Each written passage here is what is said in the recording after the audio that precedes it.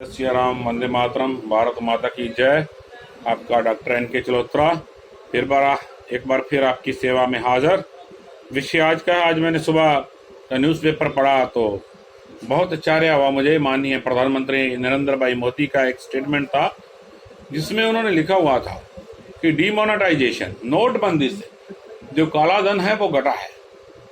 माननीय मोदी जी, मैं एक ही प्रश्न आपसे पूछता हूं, बहुत ज्यादा प्रश्न नहीं पूछूंगा। इसकी प्रामाणिकता और इसका जो बेस है वो पब्लिक को एक्सप्लेन करिए, फिर तो बात क्लियर है कि घटा है। आपके कहने से ये बात नहीं है। विदेशों में जो सर्वे कहता है कि विदेशों में जब से एनडीए सरकार आई है तब से यूपीए की सरकार से भी कई गुना ज्यादा काला धन जमा हुआ है। बड़े बड़े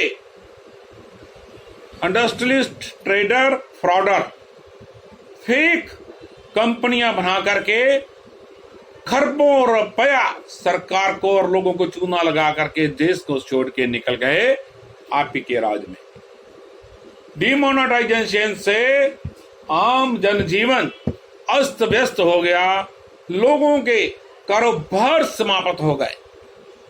डिमोनेटाइजेशन से कितने लोग लाइनों में खड़े मर गए, बीमार हो गए, अपंग हो गए। डिमोनेटाइजेशन से देश की इकोनॉमी खत्म हो गई। उसके बाद जीएसटी का दूसरा प्रहार तो व्यापारियों का सर्वनाश करने वाला था। तीसरा, आपने जो एग्रीकल्चर बिल ले आए हो आप, उससे तो एक मोनोपोली हो गई है बड़े लोगों की, 4, 5, 10 गिरानों की। मुझे ये समझ नहीं आता माननीय मोदी जी, अपने खाद्य मिनिस्टर से पूछिए, जो प्याज आज 20 रुपए किलो मिल रहा है, ऐसी क्या आपातकालीन स्थितियां हो गई, ऐसा कौन सा ऊपर से सैटेलाइट गिर पड़ा कि वो प्याज अगले ही दिन 90 रुपए किलो, 100 रुपए किलो, 120 रुपए किलो हो जाता है। जो आलू 10 रुपए किलो बिक रहा है वो 60 से 70 रुपए किलो हो जाता है।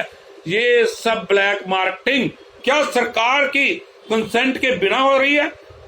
क्या इसमें सरकार इन्वॉल्व नहीं? क्या सरकारी अधिकारी इसमें इन्वॉल्व नहीं?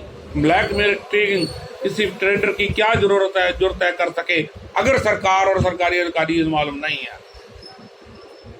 आपने ये जो एग्रीकल्चर लॉ बना दिया है, इससे आपने बड़े बड़े जो ब्लैक मार्केटर हैं उनको ये फ्रीडम दे दी है कि जब जी चाहे